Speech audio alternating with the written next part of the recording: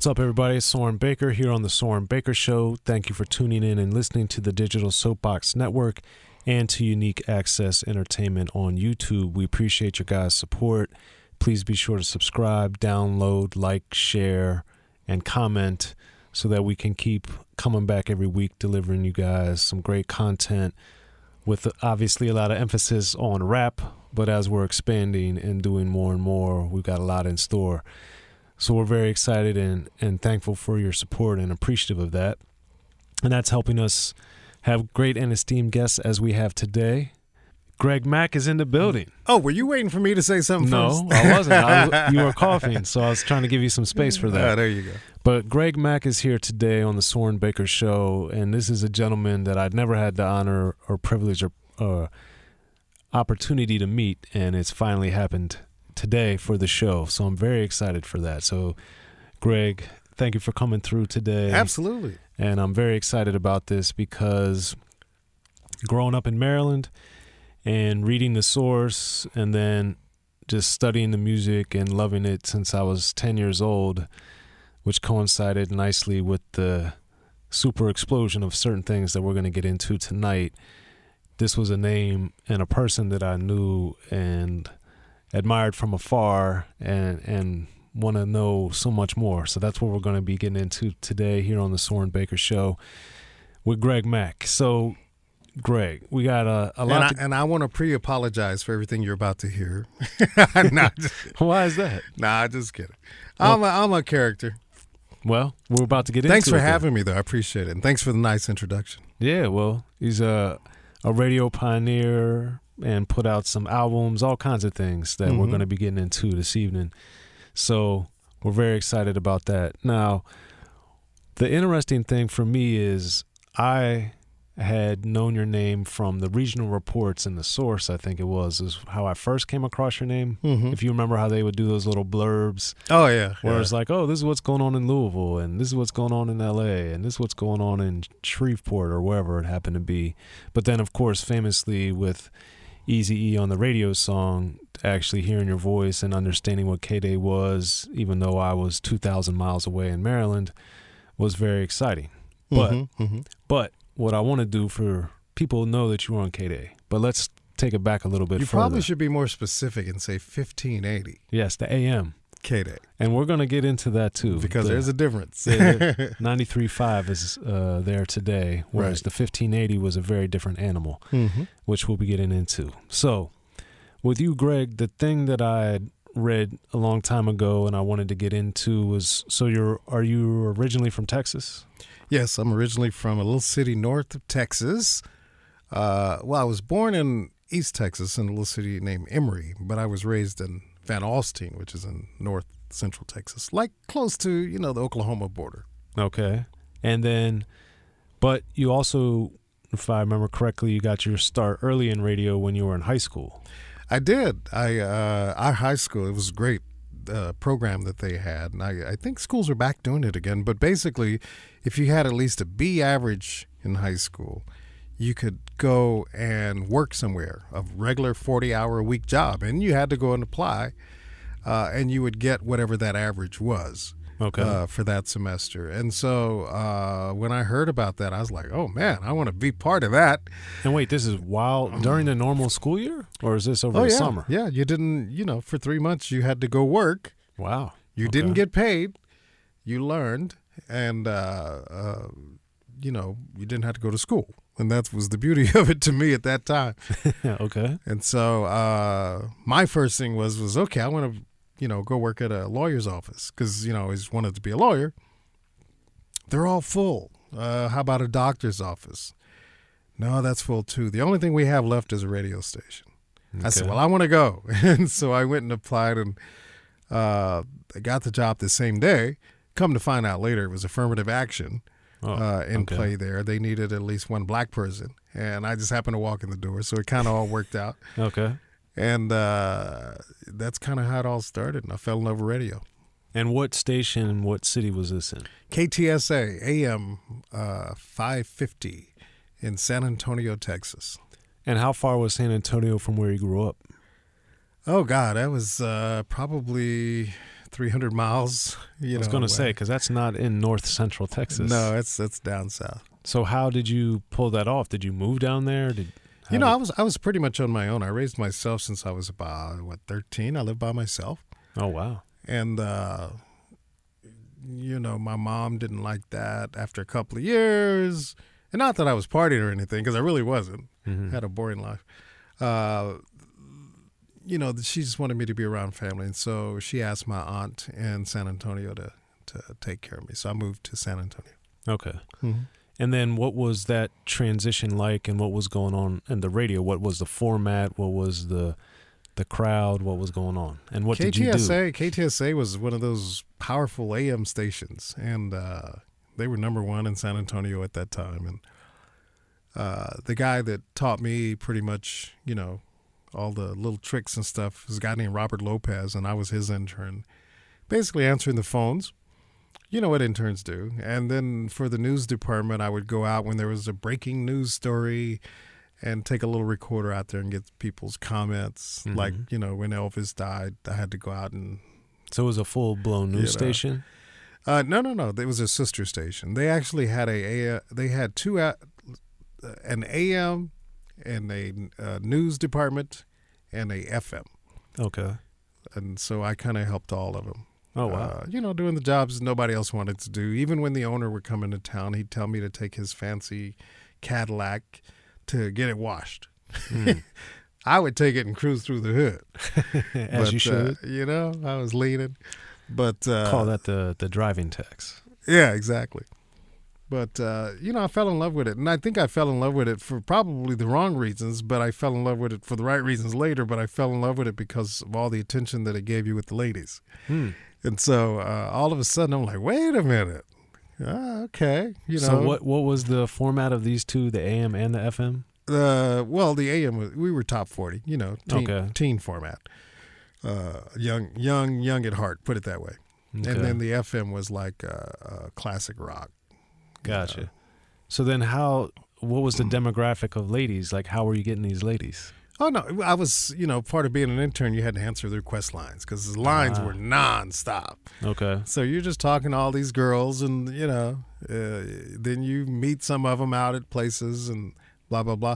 I was even the station mascot when I was working there. They had a costume designed for me where I was about 7 foot tall with the costume on as a bird. So I would go to all the high schools and dance and... all the station events, and, it was this little celebrity thing happening with the bird, not me. Right. And, just stuff that today there was no way I would do any of, the craziness. But, that's kind of how I got started. And then other than the attention from the ladies, how did you develop your interest or love for radio? I think I tell people all the time, radio is a drug. It's an addiction. And when you find something in life that you're really passionate about, like I am radio, you just, it's what you want to do. You kind of know. And I don't think that there was ever any time throughout my 42-year career now that I've just said that, I don't want to do this anymore. I still find it a learning experience. And I think that you have to constantly evolve. You have to constantly grow, constantly change. And at that time, it was the same. I had to constantly, invent myself because I was somewhat of, had a little country boy twang in my voice and my, and then I was talking like the 60s DJs, the pukers. You remember? Yo, baby, Wolfman. And my boss was like, no, you don't have to do that. You don't have to be quite so animated? Yeah. Well, animated wasn't the word. But he just said, by you being black, this business is a little, at that time it was a little more racist than usual. He said, if you're going to make it, you really need to just sound generic so that if people are listening to you, they have no idea what race you are. And I don't think he meant it in a bad way. I didn't take it that way. I understood what he meant, and he was right. He was right. I think that I could have gone two ways there. but I don't think I would still be in radio if I hadn't realized that. Not working. I mean, I've worked at every format there is, even Spanish. And are you fluent in Spanish? Poquito. Un poquito. Very poquito. Mucho poquito. Very little. Okay. Yeah.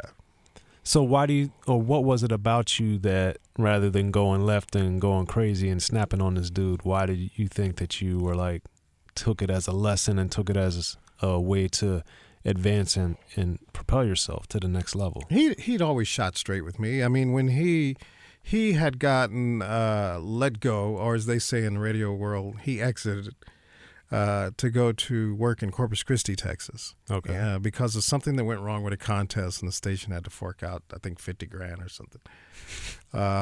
And then the new PD that came in there was this, looked like a Confederate flag wearing, pork chop sideburn dude that called me in the office, and his words were, and I quote, "First thing I want to do is get your nigga ass out of here." Whoa. And that blew me away because that was really my first look in the face of racism like that. And how old were you at the time? I was 16. And so I called up, my ex-PD, and I said, "Look, dude, this is what he said, blah, blah, blah." He said, "Get out of there. Leave there now. I'll give you a weekend shift, and we'll find something for you to do during the week." And so I left. That's how you got to Corpus Christi? That's how I got to Corpus Christi, and it was the number 1 AM station there. And he gave me weekends. He got me a job at a TV station during the day as a VTR operator, which, you run the commercials, make sure the commercials run right. And then at night, I worked at a nightclub DJing. So I would go to the club from 8 to 2, go to the TV station from 5 till 2. It was crazy. It was really crazy. It's a lot of hours. Yeah, it's a lot of work. And just still barely, people think that it's glamorous and stuff. I got to tell you, when you're starting out like that, you still barely make enough money to go get a pack of bologna and a loaf of bread. Yeah, those bologna sandwiches. Yep. So it was real tough, even with all those gigs. So then what music were you into at the time, and what year was this? That station was top 40, but we leaned more rock and roll. At the club, we played, rock, country, Spanish, some R&B. And what was your question? I'm sorry, I'm getting caught up in these memories. No, what were you into at the time, and what year was this approximately? I've kind of always just liked music, but I've liked it for different reasons. Like when I was, and I didn't realize what was going on. This was even before I even thought about being in radio. But when I was a kid growing up listening to the radio, I didn't sing along with the music. I talked along with the DJ. I would imitate the DJ. Wow. Okay. And not knowing that, that's what I'm going to be doing one day. So I've just never been loyal to one type of music. I like what I like. I like some rock songs, some country songs. Willie Nelson is one of my favorite artists. And, I'm a country boy in a hip hop world. What can I say? Okay. So then how did you, and why then did you take the opportunity to move to Los Angeles to get on 1580 AM K-Day? Well, after I left Corpus Christi, I went to Houston. Worked at a station down there called Magic 102, which was the very first station I worked at that was an urban station. Okay. I'd never, experienced it. It was kind of wild. So I worked there for about 3 years. While there, my ratings were pretty good. So good that our competitor sent my air check to 1580 K-Day to get me out of the market. Oh, okay. And Jack Patterson, who was a program director then, was a good friend of his, and he offered me a job. As program director? No, as a jock. Although I did get offered the music director position about a week after I got here. Okay. But that was not the intent, or at least I didn't think it was. It could have been the intent. I don't know. But, some people in Houston were saying, don't go. Everybody was saying, don't go to L.A. They'll chew you up and spit you out. And, you're not going to make it there. You need to stay here. And I was looking at how much the jocks make. I was like, I'm going. I don't care if I just work half a year. Right. It'll still be more than I make here a whole year. And I came on out. And was it purely monetary? I think at that time, absolutely, yeah. And plus, I'd always, wanted to work in L.A. So to be able to come out here and make what I thought I was making, because I didn't take into consideration California's taxes. They are high. Yeah. They are high. But I just really didn't care. And plus, my mom, this is where she was, Oh, okay. And so I says, well, Mom's out there. And, When did she move here? She had moved out here when I was about 13. Okay. That's when because I had been out here before to visit, and I didn't like the gangs. And I said, I don't want to go out there, And so she came out then. So she was already out here. So what was the experience you had early on seeing the gangs? What happened? Well, I was out here visiting one time, and we were out there playing basketball on one of the school's courtyards, gyms. Anyway, these little kids, and I say little kids because they had to be, 7 or 8. Okay. They came out on the court, and they said, yo, cuz, you got to get off the court, man. We're getting ready to play ball. And so I'm looking at these little kids. I'm looking down at them like. And how old were you? I was about 11 or 12. Okay. Which is light years away when you're, That's a seismic gap. And these kids, they looked at when I told them, you get your little, badasses away from here. We were playing right now. And then they all surrounded me. And each one of them had a gun. One of them had a knife. And right about that time, my dad was walking out and saw what was going on. And he said, Greg, get over here. And so the little kids, they all hid their guns and their knives. And I'm like, whoa, thank God Daddy was here. I was about to get messed up. And so that kind of scared the hell out of me as far as hanging out in L.A. I can imagine. Yeah.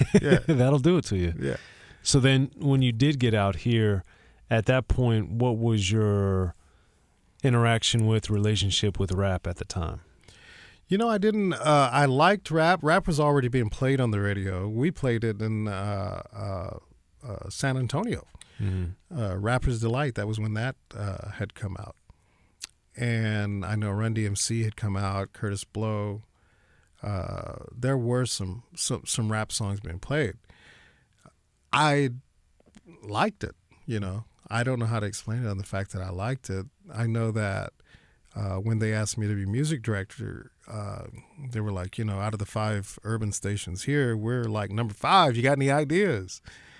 I said, well, give me a couple of days. And so my mom lived in South Central, and so I rented a house behind her house. Okay.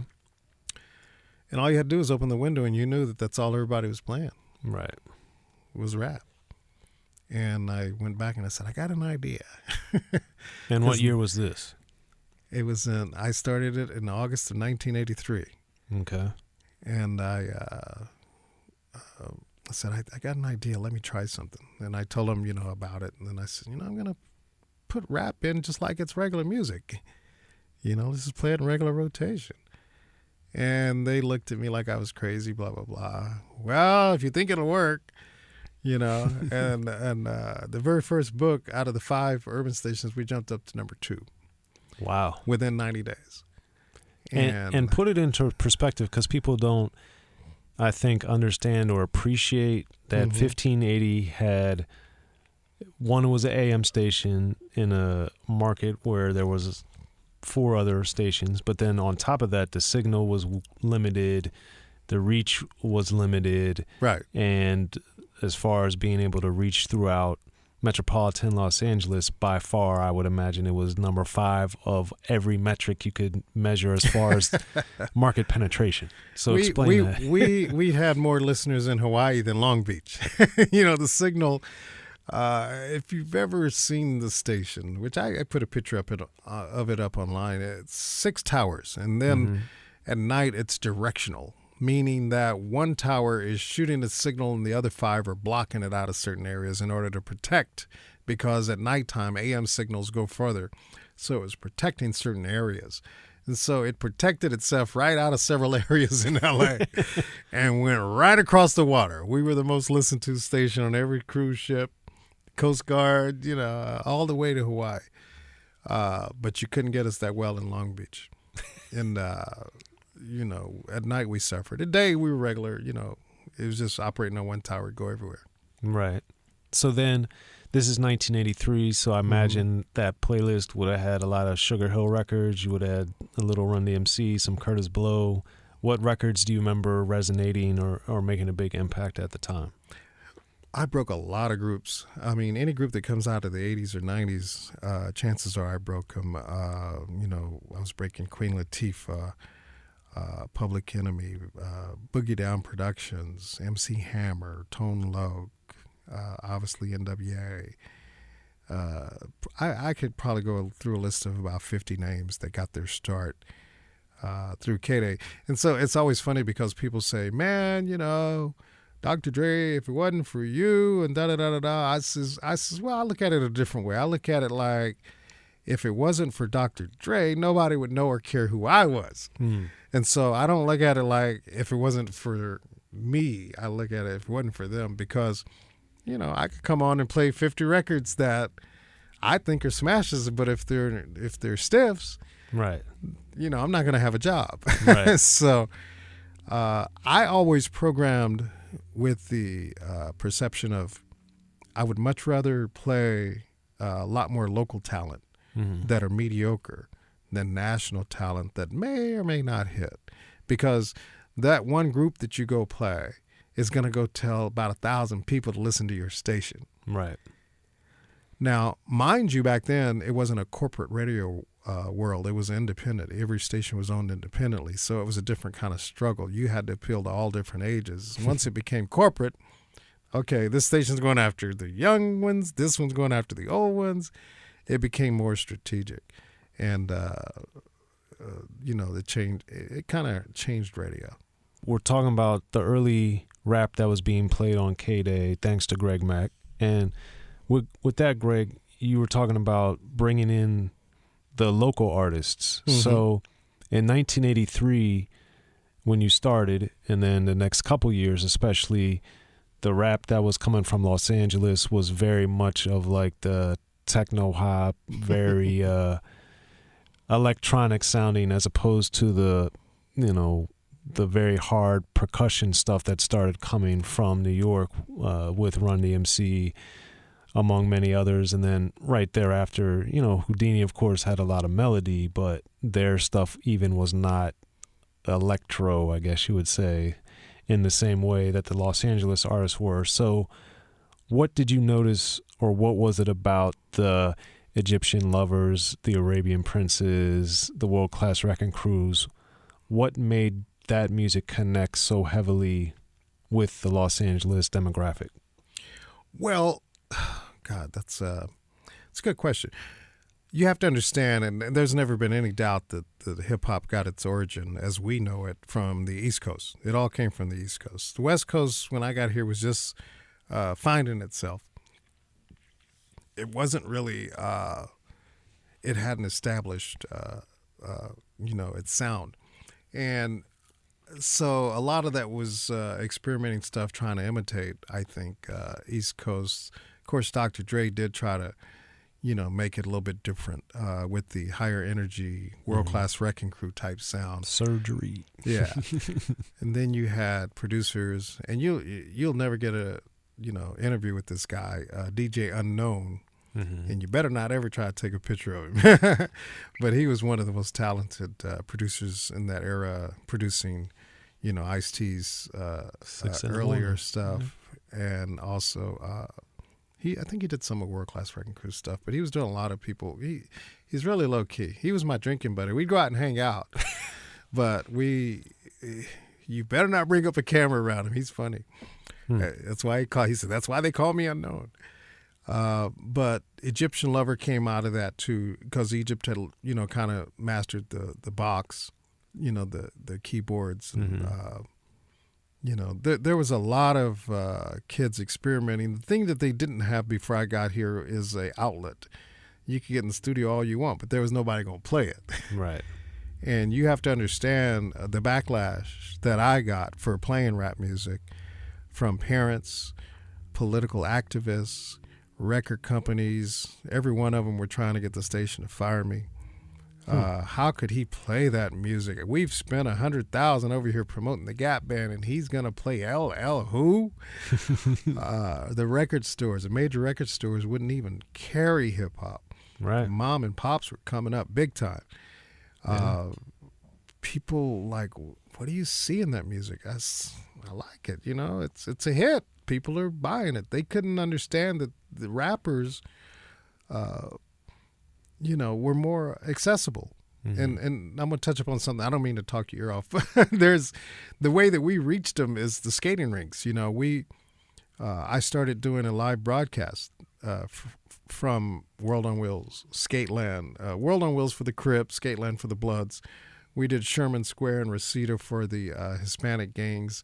We did the Casa Camino Real in downtown L.A. that was neutral territory. Everybody could come. Nobody fought. Or we used to do a club in Santa Monica called 321 Club. That was for the white folks that wouldn't go to any of the other places. And so we broadcast live, and every group that we played would perform at our events live. Mm-hmm. I asked some of the R&B groups, and I'm not going to embarrass any of them, if they would come out and do the same. And they say, hell no, we're not going out to no skating rinks. So there, now you see where. Right. So the youth are growing up because these are their friends now.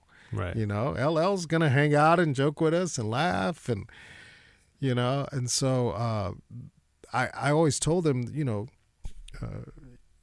if you go out and shake hands and, you politic with these kids, they'll love you forever. And it did work. Absolutely. And also, as this was happening with the LLs in 85-ish, you also have then the Toddy T, Mixmaster Spades coming in, and King T, obviously. But with Toddy T, Mixmaster Spade in particular, what did you notice that was different? Because they had a different element than Egyptian Lover and World Class Wrecking Crew as far as the content. It wasn't sonically hard, but the lyrics began shifting. And even before we get to 6 in the morning, the lyrics with Bataram and, the anti-drug songs that they had and all this stuff, it wasn't about the party or about a girl. It had started shifting a little bit, but not what Schoolie D was doing, where it was like, hey, I'm the menace in your neighborhood. Yeah. Toddy T, it was interesting. I actually had to track him down because I used to do a thing on my show in the afternoon, early evening. For all of the local high schools, I'd always have a couple of kids from the school come by and be on my show to count down what we call the high five. And what I would do is have these kids take surveys at their school that day and tell us what their 5 favorite songs were. So Okay. they would, that's how I got a lot of my research. One week, I kept hearing them wanting to put this song called Bataram by Toddy T on there. And I said, what is that? You haven't heard that? No. And I think for about 2 or 3 weeks, it kept showing up wanting to be on the high five, but it was not out. It just didn't exist. And so I asked. Was it just on tapes, like rhodium tapes or something? Or I asked one of the kids. I said, well, where can you find this record? And she says, oh, he parks over at 96th, and I think it was Inglewood. He sells them out of his trunk. So I said, oh, okay. So I went over there. Sure enough, there's a guy sitting there selling, cassettes. Okay. And I walked up and introduced myself. He said, oh, okay. Yeah. I listen to K-Day. That'll be $5. So I'm like, okay, well, he's handling his business. I bought one and went back and took that cassette, loaded it up. I played it the same day. I think it was number 1 the next day. Wow. Bataram. Yeah. And he, I don't know, he just exploded from there. And then, Mixmaster Spade had that general sound, right. Which was a unique sound at that time. And, everybody just loved Spade. He was, quite the character. You could not like him. Okay. He's just cool as hell. Did you ever talk to him about the genesis of that style and what inspired him? You know what? We did talk about it, and I got to be honest with you, I just don't remember off the top of my head what his reasoning was. I could probably call Toddy because I still talk to Toddy all the time, and he'd tell me, but I don't remember. Gotcha. Okay. And what did you notice with the entrepreneurialism of the West Coast at the time? Because on the East Coast, Schoolie D had Schoolie D Records, and he had actual record company too, and with he started it in 83, but then it really blew up thanks to PSK and Gucci Time in 85, and then he put out a self-titled album, and then he had the Saturday Night album in 86, which then got him his deal with Jive. But then the Toddy T's and Mixmaster Spades had Macola and that type of thing, but they never got to the super big leagues. What did you notice was the entrepreneurialism or the hustle of the West Coast compared to the hustle you saw when the East Coast rappers would come here? How was it similar? How was it different? They had bigger budgets. I can tell you this firsthand. When I signed my deal with MCA Records, we had a $150,000 budget. Okay. My friend Andre Harrell, who was wanting to start a company called Uptown, he got $800,000 budget for one record. Same. Okay. We were both, we both had a dream, right. And so for whatever reason, and I'm sure it's because they had more experience and they probably deserved more. They had bigger budgets. Now the West Coast had to get be entrepreneurs because we were competing with these guys with heavy money to hire these really talented people, and so they just had bigger budgets. Okay. And then obviously King T also was coming around in this fold at the same time. What do you remember that was distinctive or noteworthy about Tila? It's funny. I had always wanted to do my own record label. And I was talking to DJ Pooh about it, blah, blah, blah. He said, I got this kid I've been producing and stuff. Why don't you check him out? And so they played me what they were working on, the song Bass. And I said, I kind of like that. It's pretty cool. I forget which sample it was, but the horn sample, you mean? Yeah. Okay. And I was like, yeah, that could probably work. But right about the same time, when we were doing that, and we were just finishing Bass, which was my only record on Mack Daddy Records, St. Ides Malt Liquor came in the picture. And St. Ides, I distinctly remember the owner of St. Ides, Minot Wessinger was his name, came into K-Day and 1580 K-Day and said, hey, what do you think of my commercial? And I had heard it, and it was some kids rapping, and it was one of the worst commercials. So when he asked, I looked at Ed, the general manager, and he was like, shh, telling me to be quiet, be quiet. And so Minot was like, no, I want to hear what he has to say. I really do. And I said, well, it's kind of whack, And he said, really? I said, yeah, it's pretty bad, man. And so Minot, he was doing a lot of illegal stuff promoting St. Ides. He would park a darn black Cadillac all over South Central, put tons of 40s in there with ice in them, and just leave the trunk open, leave the vehicle, But anyway, I said, let me get in studio with my guys. And so I got in there with King T and Pooh, and we did a St. Ides commercial. And man, he started selling St. Ides. Next thing I know, Snoop was doing one, Cube was doing one. It became a trend. Even the East Coast guys started doing St. Ides commercials. And so he was so happy. He said, Greg, I went from hundreds of cases a week to thousands of cases a week.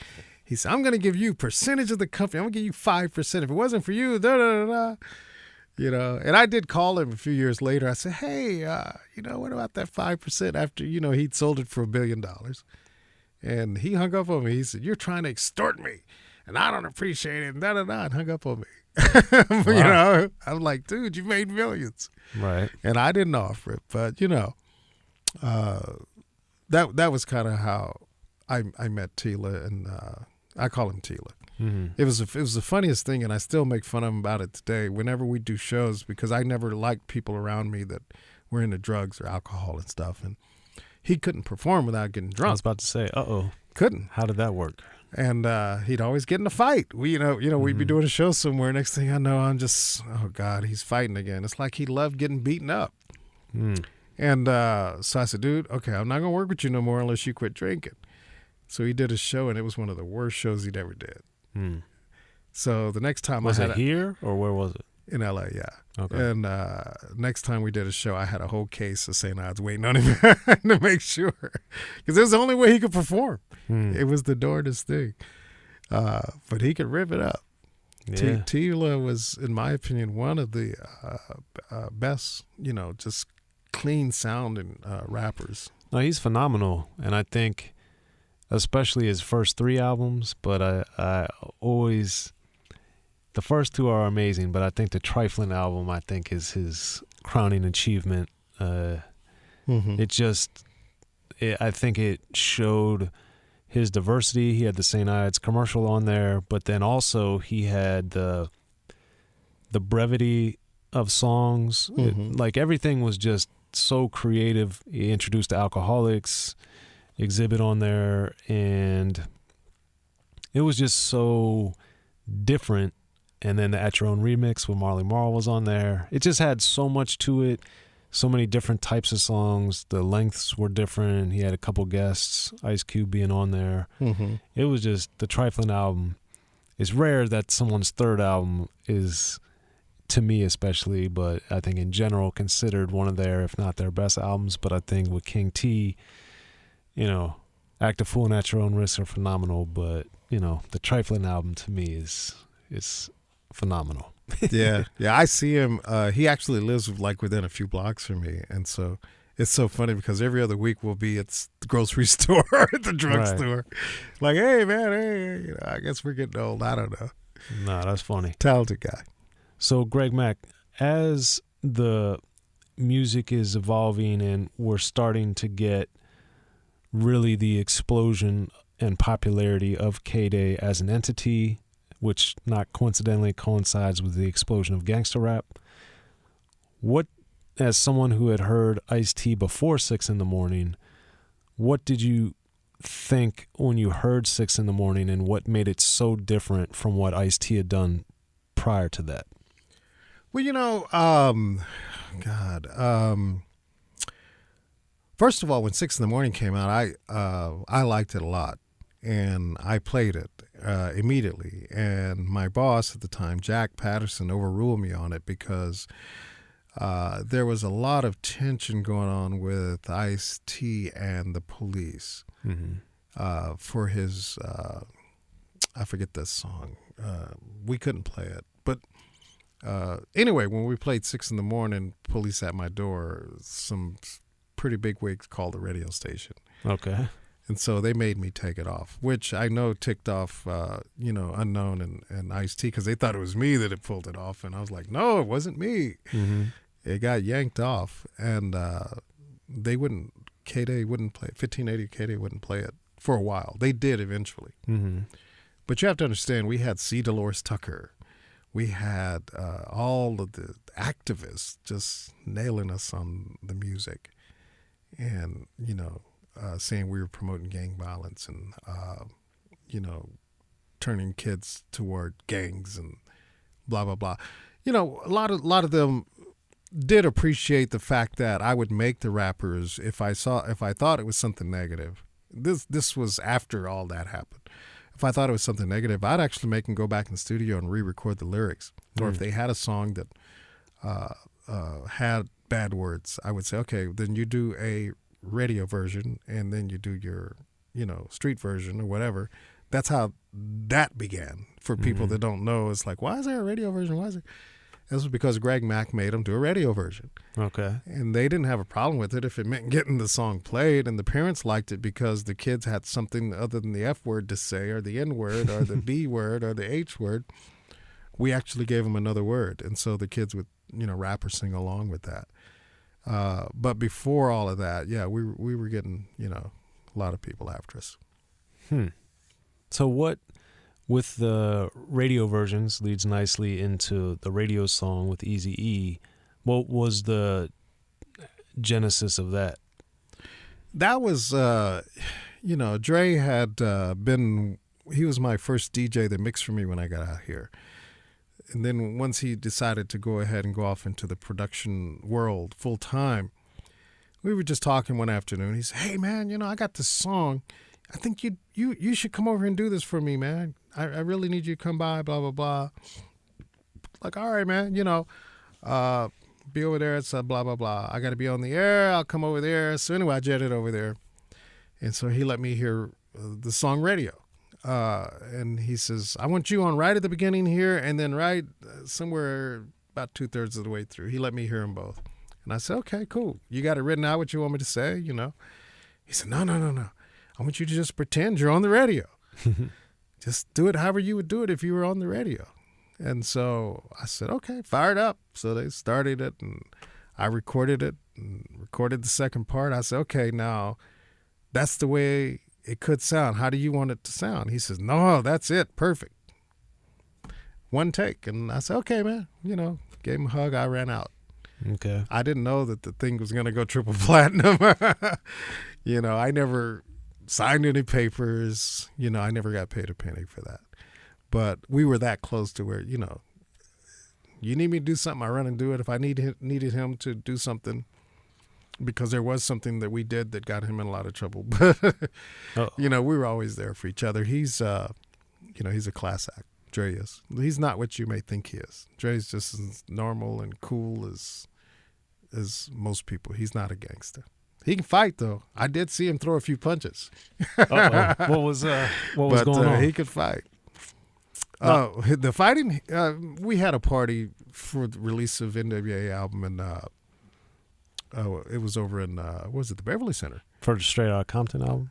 I don't remember if or it was N.W.A. that and the one. Posse. It could have been either one. I'd have to go back and look at my notes. But anyway, they were coming there. They had rented out the entire club. And when they got there, the security wouldn't let them in.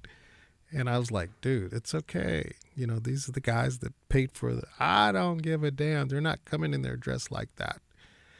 And I was like, and what were they dressed like? Same thing they always wear, the Dodgers gear? No, the black and, Raiders Okay. Looking type gear. And they had their wives with them because it was a big event, it's a special event. And so I went in and told Jerry Heller, and, so he's like, F this, F that, and blah, blah, blah, blah. And so give me the owner, give me the manager. And he's handling all that. And so I go back out to tell him, Jerry's getting it straightened out.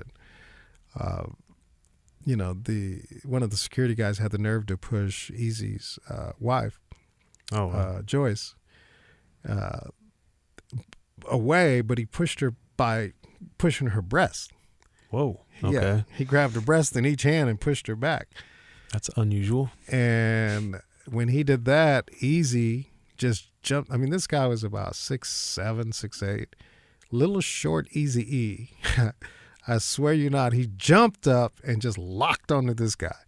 He had his arm around this guy's head with one hand, and he was beating him with a big ring that had an E on there. And so all of a sudden, this guy has all these E's on his forehead, where Eazy was hitting him, and he fell to his knees. And then when he fell to his knees, Eazy just went to swing, and the other guy tried to jump in, and Dre just went off. It was like rat-a-tat-tat, blah, blah, blah.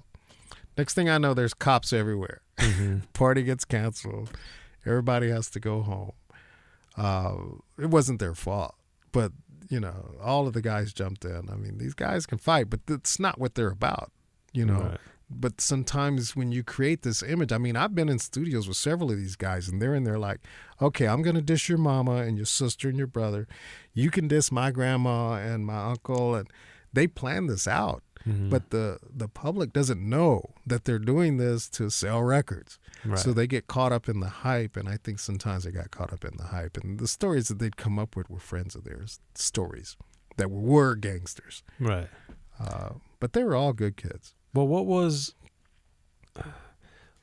why do you think the public has such a hard time understanding that rappers in particular tell things or say things, present things, portray themselves as something that they're not. Why is that so hard for the public to grasp?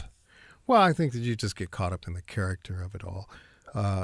Prime example is DMX's song, or not DMX, but that was Ludacris. It said, "Move, bitch, get out of the way." Mm-hmm. And so that became the thing when you'd go to a club. Okay. A group of guys would come through the crowd, "Move, bitch, get out of the way." I mean, you get caught up in it. I think a lot of them know the difference between reality and, you know, what they're saying, but a lot of them don't. You know, a lot of them really believe some of the junk. You know, I don't know. Well, I think people, after they portray it, and I think the fans think that it's real, I think they start to think that it's real when it's not. It's almost, I'd put it in the category of my great-grandmother. Okay. Whenever wrestling was on, "Y'all sit down. They're fighting. That's it. Don't hit him. Don't hit him." She really believed this was real, mm-hmm. not knowing that it's, you know, it's staged and they already know who's going to win, and, you know, they got it all planned out. It's the same thing, you know, and it sold records. Right. But sometimes people get caught up in it and thinking that, you know, because they look a certain way, act a certain way, blah, blah, blah. But they don't know that when me, Dre, Cube, and all of them would sit around, you know, we'd be talking, you know, on a whole nother level. Mm-hmm. Politics, you know, religion, deep things. Well, what was something insightful that Dre or Cube told you that you think people would be surprised about? You know, there's a couple of things, but I'm not even going to say them. Okay. I'm going to let that one stay between us. But, you know, the R&B side, I think the most exciting part of my hip-hop career was hanging out backstage with a couple R&B singers, Barry White and Isaac Hayes. Okay. They were more characters than hip-hop guys. So Greg Mack, what made those two stand out? You're going to take me there.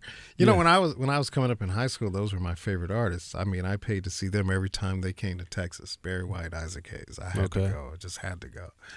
But when I first got to L.A., I was invited to a party. Like, first couple of days I was here, Ray Parker Jr. was opening up a recording studio, a Mayor Ray Khan studio. And when going in there to meet Ray, he happened to be standing there with with Barry White. So they introduced me, and Barry just started laughing. And I'm like, he said, no, I'm not laughing at you. I love your accent.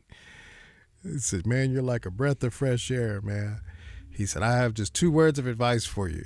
Control your money. Don't let your money control you. Control this city. Don't let this city control you, and you'll be all right. You'll be all right, brother. He had that deep voice. Right. But we actually ended up being good friends. And when the, riots and stuff happened, we actually stopped the music at K-Day, and Barry White came down along with Run DMC, and we did a live broadcast. For the entire day, we stopped the music, and we just talked about what's going on in the community and blah, blah, blah. Anyway, we got to be very good friends, and he had introduced me to Isaac Hayes, and we were backstage at some show they were doing together. And so, man, they were just sitting there just like, you know, the fellas. We were just laughing and joking, and they're cracking on people. And it was just, I'm just sitting here like, oh, my God, I'm sitting here with Barry White and Isaac Hayes. This is crazy, man.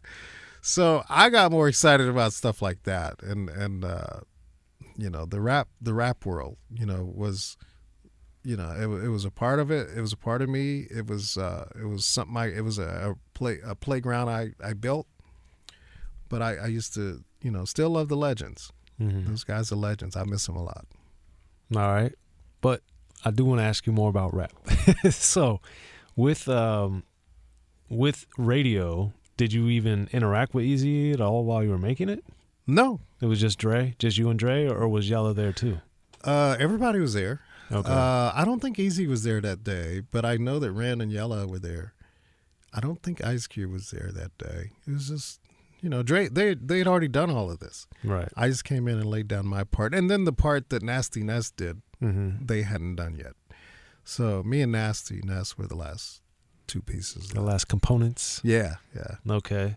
And then what did you notice, or what was the effect of being on that record as far as in any way? Other artists around the city, like how did things change, if at all, for you? Didn't change. Okay. No. Why do you think that is? Well, we didn't have internet then. Okay. Things spread a lot faster now. Nothing changed. I never performed it with them.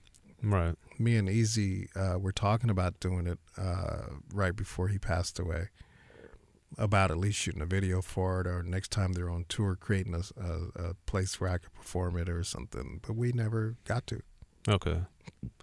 And then with Eazy, what did you notice that separated him creatively, business-wise? What made him stand out and so successful, so significant? Well, I think that he realized, Jerry Heller had pretty much sold him on, if you're going to make this successful, you've got to make it a business. You cannot just like a lot of the rappers were, they go out and sell 1 million records, and the next year they were trying to borrow money. I remember Eazy and I sitting in Jerry's at Jerry's desk, and Jerry was showing Eazy all of the stocks he owned. Out of the top 10 stocks, Eazy had 9 of them. So he had quite a portfolio, from McDonald's to Coke to, all of the big companies. And he invested his money very wisely. He made a lot of big decisions. And I think that where the confusion came in is that Jerry was originally supposed to come in and manage the group. But because Eazy brought him in, it just kind of leaned that way, that he was working for Eazy. Now, I knew Jerry real well. I knew everybody in this whole, right, area real well. And I don't think, from everything that I've seen, that he, deserved the negativity that he ended up getting. At what point? Because at any point. Okay. Because he was looking out for Eazy's best interest. And that's where the confusion came, because he should have been looking out for everybody's interest. But it wasn't that he did anybody wrong. He did Eazy right. And when he did the contracts with the other guys, if you notice, no one ever sued him. The reason they didn't sue him is because he followed the contract to a T. And being a young guy and somebody's coming in and they're throwing crazy money at you to go buy your mom a house, buy your mom a car, you don't give a damn by reading the contract, But then when it comes time to recoup that, it's like, wait a minute, we sold all these records and that's all we're getting? Well, we're just recouping the house and the car and, all that, and so that's where the confusion, I think, came in. And the smartest thing Ice Cube ever did was to walk away from it. Right. Ice Cube's always been a business savvy. He's probably one of the most intelligent rappers in the business-wise. Right. He's very, very ahead of the curve in that regard. Yeah. As we see by owning a sports league now. Yeah. I would put him in that Jay-Z, P. Diddy area. Right. So why do you think then that of those three, I think Cube is probably not looked at as business savvy by the average consumer, the average fan that doesn't know the business of the entertainment business? Why do you think that's the case, given Ice Cube's he doesn't flaunt it. He's real low key with it. You can look at it, money draws money. So some of these guys feel like the way to draw more money or to draw more attention is to flash it. Ice Cube is just low key. He just makes money. Right. He's probably richer than all of them combined. He's just, he's a good guy. I'll say this about Ice Cube. All these West Coast guys, they're really well-grounded people. Mm-hmm. Really. I mean, if you look at even Kendrick Lamar and DJ Quick and all these guys, they're well-grounded. You don't hear some of the nonsense that you hear and some of the stuff that goes on. Right. Now, taking it back a little bit to a few things that you had mentioned. One was during the riots, so in 92, 1580 K-Day had stopped the music, and you had... That was in the 80s. Oh, that riot. Mm-hmm. It wasn't a Rodney King riot. What riot were you referring to? Yeah, it was... God, I forget which one. Wait, was this with the Long Beach riot with the concert with Run DMC? Could be, because I was on stage when that was happening, and a body got thrown right behind me, and this guy did not make it. I think that you're right, and that's the one. But, yeah, it was in the 80s when we did that. Okay. So that, for those that don't know, there was a very famous incident that took place in Long Beach where Run DMC didn't even get to perform, but everybody blamed Run DMC because this riot had broken out between the gangs and the audience, and there were some fatalities, and it basically put yet another bad stamp on rap performances, because now in 2019 it's very easy, very common and regular to go see a rap show. But in the 80s, it was a totally different ball game. As Greg was talking about, you had to go to a skating rink, or you had to go to some underground club to see rappers perform, even ones that were selling hundreds of thousands of records, because they couldn't get booked because of insurance purposes, because of violence purposes, because of security purposes, all these different things. So when Run DMC, who didn't even end up performing that night in Long Beach, but ended up coming on K-Day, and they're obviously from Queens, New York, not Los Angeles area, what did you see from them as people that was happening based on the situation at the concert? Well, for one thing, Long Beach banned rap concerts for many years before they allowed it back. Mm-hmm. Obviously insurance rates went through the roof, so promoters didn't want to pay it, so that hurt hip hop all the way around. It changed a lot of things, you know. They started packaging hip hop groups with rock groups, you know. That's kind of how Run DMC and Aerosmith kind of got going, and so it kind of changes the overall spiral of it. In order to get accepted back into the big places, you had to do something with some safe people that the venues, you know, would allow. Right. You know, and I tell people all the time, it's kind of weird how when the rappers are coming up that they were sampling R&B music, whereas now, even today, the R&B people are sampling the rap music from the rap songs that sampled them back then. Right. So it's a continuous cycle. It's a weird continuum for sure. Yeah. So as everything was going on with K-Day, 1580 K-Day, you're also expanding yourself in your different businesses that you had. Mm-hmm. So how, when, and why did you start doing having the mix masters and then having the mix masters with albums? Like, how did that business happen? When I first got to LA, Uncle Jam's Army was dominating the streets already. They were doing the LA Sports Arena, 10,000 kids there with nothing but DJs. I'd never seen anything like that. And so I was like, that's it. I'm going to tie K-Day into, you know, what he's doing. And so I went to the show. I went backstage and I talked to Roger Clayton. I said, hey,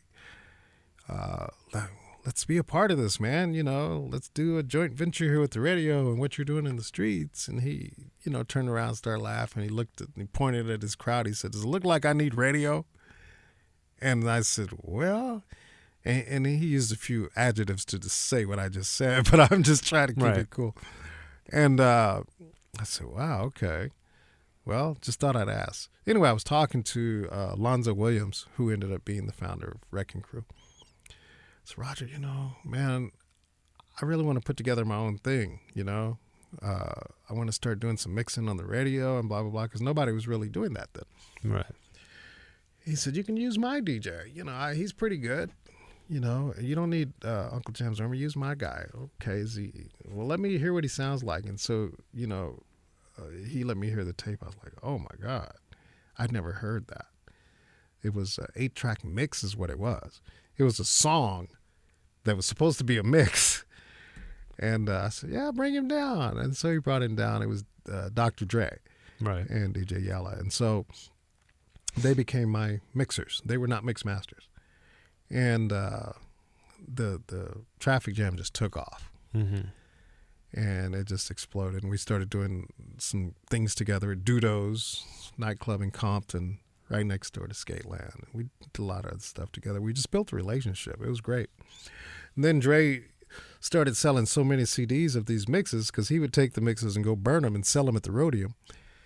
He said, I think I'm just going to focus on my producing music, I said, I understand, I said, well, let me find another DJ. And so I was talking to this rapper, Kid Frost, and he said, I got this guy, this Cuban guy. He's good, man. He's good. I'm like, really? And so he let me hear him, and it was Tony G. And Tony I'd never in my life, even to this day, seen somebody that good. There's nobody that could touch Tony G. And truth be told, you better not touch his turntables when he's mixing. The only problem I had with Tony is if you would accidentally bump his turntable, he would reach across and knock you out so fast. So he was knocking out too many people. And I said, Tony, you can't do that. You can't be representing the radio station knocking people out. Well, they shouldn't get near my tables. Right. And Tony's fist was about as big as my head, And but he was one of the best ever. And I came up with the name at that time because I was like, God, I don't want to be losing DJs all the time. I'm going to have one name and then I can replace the DJs. And so I was going to use Mack Attack Marines. We were going to go up against Uncle Jam's Army. Okay. And DJ. The early Cash Money No Limit version. The Army and the Navy. Exactly. And so Bobcat, DJ Bobcat said, nah, Greg, because he was with Uncle Jam's Army and I was trying to steal him. He said, don't do it, Marines. It'll look like you're biting. He said, call him the Mix Masters. And so that was him that came up with that name. It was Bobcat. Shout out DJ Bobcat. And so Tony G, Jammin' Gemini, and Joe Cooley were my first DJs. And then we made it a competition. We'd have tryouts and stuff. So it became like, if you made it to be a Mix Master, you made it. And so we always tried to keep 3, but what was happening is every rapper that was having a hit were taking my DJs out on the road. So we had to constantly find new guys. So that's where Rodney O and Joe Cooley comes from? Yep. That's where N.W.A and Tone Loc, and I know Tony went out with Hammer for a while. Julio G went out with Cypress Hill. All of my guys went out on tour somewhere. Right. Big business. Yeah. And then what did you learn heading into the record side, being on a couple different labels and having a couple different ways that you did the albums? I learned to stay in radio. Okay. Because I didn't have any success. I had some success with King T. There was a rapper on my Motown album, MC Trouble. Rest in peace. Yeah, and Trouble was exploding. And I was like, yes, it's finally my turn, and then she passed away. But I learned that the record business is not for me. And why is that? What's the old saying? Stay in your lane. It wasn't making any money. Okay. As simple as that. And I didn't know it as well as the radio. I tell people even today, and I'll say it right now on the radio, there is not a program director. If I've got the same signal as you, I'm going to kick your butt. And I have is that much confidence. How and why if is that? the owners allow me to program it. I don't know. God, here's where I'm going to get corny on you. I feel like God gave me a gift to be able to actually be one of the few people that will give the listeners what they want, but still do it in a way to where it's successful in the ratings.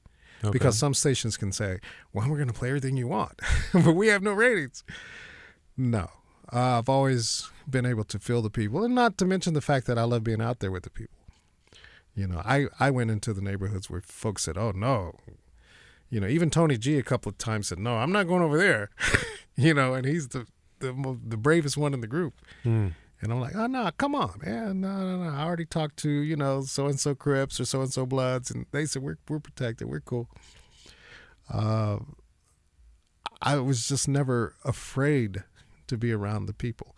And so, therefore, if you tell me, okay, our target for this format is, Hispanic or black or white or whatever, I know how to reach them. The biggest key to my success has always been the Latin people. Mm-hmm. Even at 1580K Day, the majority of our listeners were Latin. It was like 44% Latin, 42% black, and the rest other. They've always been big supporters of mine, and I've tried to be big supporters of theirs, but I don't lose sight of the fact that I do as much for all people, including, my own race. And so I've just never had any kind of hatred or race issues. So is that how you think you were able to navigate through all the gang stuff that was going on while you were running 1580? Let me tell you, let me be very honest. One of the reasons I navigated the gang thing is because I was so corny. Okay. They felt like, nah. I had that Texas accent still when I got here. And I didn't know the difference between Crips and Bloods and Cuz, and you couldn't wear this, you don't say that, and da-da-da. And they just gave me a pass because they could tell that I was genuine and that I wasn't trying to be down with anybody. I was trying to be down with everybody. And I became sort of a father figure. Hutch of the group Above the Law, he caught me on one of those days and I was just cussing up a storm. Something had ticked me off. I forgot what it was. And Hutch said, no. Stop right now. Stop. And I said, well, what's wrong? No, man, cussing don't look right on you. He said, man, I just don't see Greg Mack cussing. What's going on? He said, dude, that just don't look right on you, man. I you're going to make me lose respect for you. I mean, they always looked at me like a father figure. Okay. And I don't know how to explain it. We just had a relationship. There's one thing that I've been very proud of throughout my whole career, and especially then, is that you didn't have to pay me to play your record. Mm-hmm. If you had a good record, they would tell you, they'd come down there, and if it was good, before they even left the station, it was on. Right. And I didn't base it on anything other than the fact that it had to be halfway good. Mm-hmm. Because if you were local, I knew I was going to get the promotion. But the only thing I did ask them, and I was accused of, is partiola. Because if we did a promotion somewhere, we wanted your butt out there to perform or meet the crowd or something like that, which in today's world is illegal.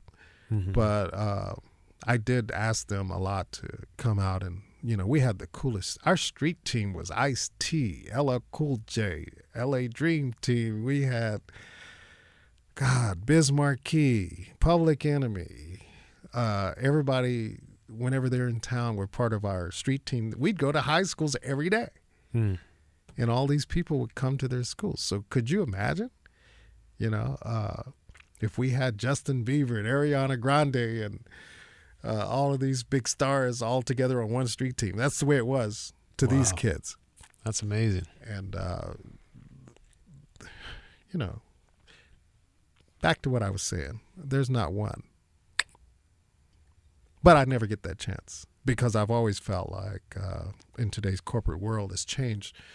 What a lot of people don't realize is that the stations are stock, it's publicly traded. Right. So they don't want to see you going up. They don't want to see you going down. If you go up, just go up a little bit. But if you come in and you go straight to the top, they get scared because you've taken the value of the stock away, because all of a sudden you're number one. You can't go no higher. Right.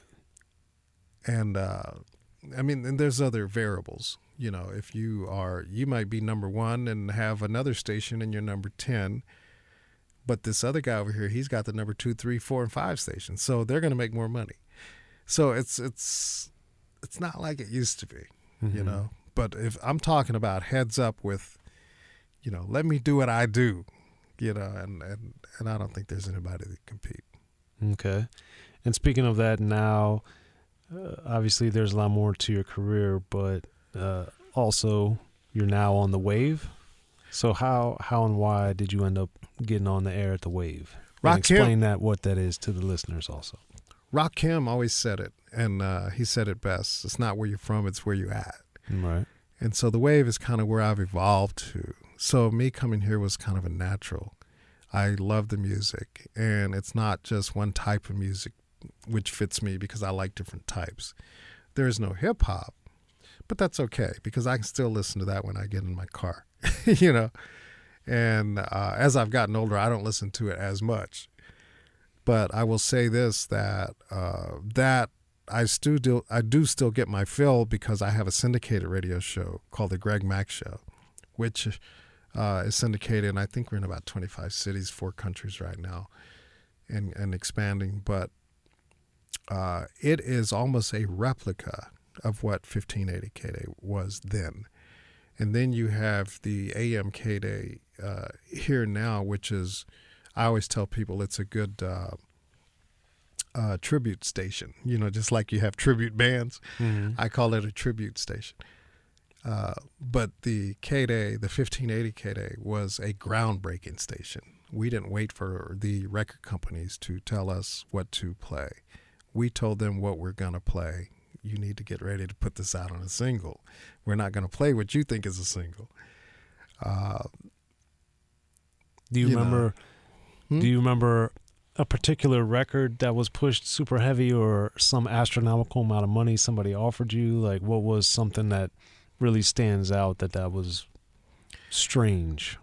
You know, they knew not. Well, a couple of them didn't. But anybody that would come at me offering me, you know, money or something like that, I would just send it to the general manager. You know, I didn't get involved with it. But, you know, they would, I don't know how to explain it. Here's a prime example. I would break B-sides. I played the strongest song. 6 a.m. Yeah, 6 a.m. But it was deeper than that. The song, I Wonder If I Take You Home by Lisa was not even supposed to be released over here. Her manager came and asked me to play it. We played that 6 months later. It's a hit. Salt and Pepper, Tramp was the A side. I said, no, I like the B side. I'm going to play the B side. 6 months later, everybody's playing the B side. Push It. JJ Fad, Supersonic was the B side. I flipped it. I mean, I could go down a list of songs that I flipped because, you know, I couldn't make a record, but I could pick a record. You know, I could tell you if it was going to hit. And, you know, a lot of them, the record companies started to loosen up in respect. And I think that you had people like Violet Brown of Warehouse that started the big box stores to carry in rap music finally. Right. Yeah, Violet was integral with Warehouse, breaking a lot of records and making it so that they could move those tens and hundreds of thousands of units. Exactly. As opposed to the mom and pop stores only being the ones to do it. So for people that do want to get in touch with you and find you, Greg Mack, how do they do that? GregMackShow@gmail.com. Greg Mack Show. GregMackShow@gmail.com. Just email me. All right. I love reading the emails from different people. And I just want to thank everybody that has supported me throughout my career. Thank you. I appreciate it. I hope that it's not over yet. Nah, you got worldwide syndication and you got multiple shows, and you're on the wave in Los Angeles, so you got a lot of big platforms still. You know, I never take it for granted, and I never quit trying to improve. You know, if you're going to be in radio for as long as I have, you have to constantly evolve. You know, you gotta keep adjusting. Right. Yeah. And then we didn't talk about it, but we should at least.